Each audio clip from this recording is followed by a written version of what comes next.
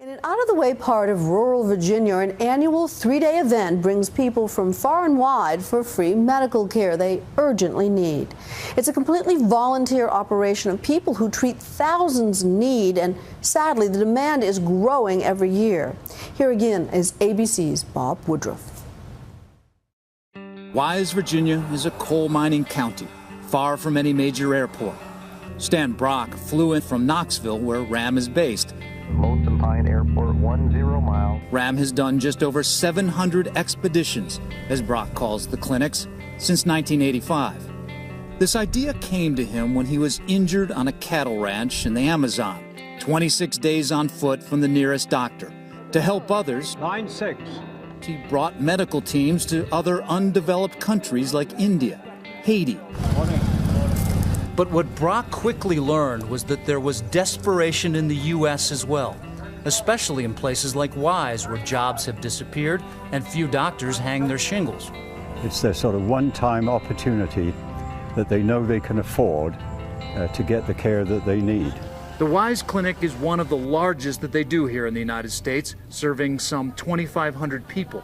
And on the second morning, hundreds again line up in the pre-dawn darkness for a chance to see a doctor. So the first thing we're going to do is bring in the people that were left over and waited here for what, some of them 24 hours or more. Good morning, folks.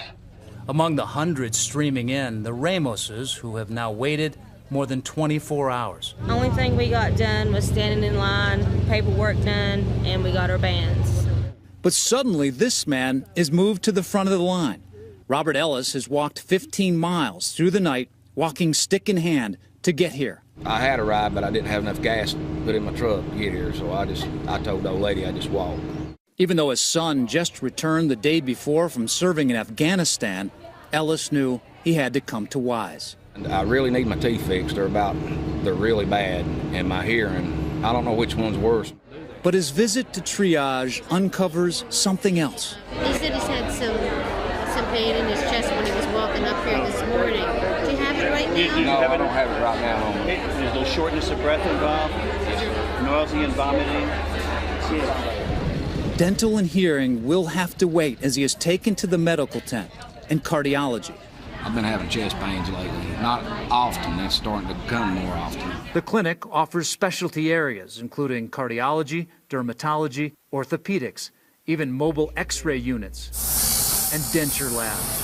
The people we're going to see here never get teeth if we don't give them to them. About 80 dental chairs are up and running, 16 eye examination stations, 2 optical labs, grinding 600 pairs of glasses a day.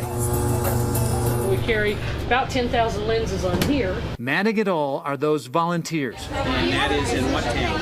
Whose ranks have grown by one as Virginia Senator Tim Kaine slips into registration to do his part. And how about an emergency contact, family members? By Brock's estimation, Kaine is one of only a dozen or so politicians who have ever been to a RAM event. People will drive for days, and then they'll get here 2 or 3 days early to camp and wait so they can get care, and this is the most powerful nation on earth. But we can do so much better.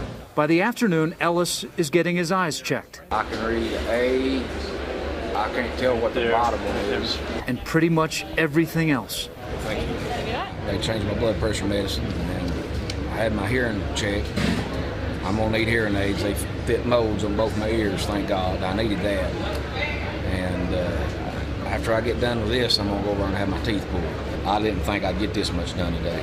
I really didn't. On Sunday morning, the third and final day, the crowd is much smaller. It's a short day, and so we're bringing in really just an extra 100 people in vision and an extra 100 people in dental, and that should just about do it for the morning. The very last of the dental patients continue to be worked on as equipment is packed up and the heavens open. We don't need to be doing this in the world's richest country. I would rather be back in Haiti and India and Africa and where this organization began in the Amazon than doing it here in the world's richest country. But I don't see this ending anytime soon. The numbers from the weekend support the claim. Some 1,200 dental patients have been seen, 4,000 teeth pulled, 900 pairs of glasses provided. In total, over $2 million worth of health care provided all free of charge. It doesn't matter where you go in the United States, you're going to find these huge numbers of people that either don't have access to care because it's an underserved area, or in most cases, they simply can't afford to go to the dentist. They can't afford to go to the eye doctor. And so they're going to be relying on the kind of services that we provide. For Nightline, I'm Bob Woodruff in Wise, Virginia. What a remarkable effort. Our thanks to Bob Woodruff. For more about remote area medical, visit our website at abcnews.com/nightline.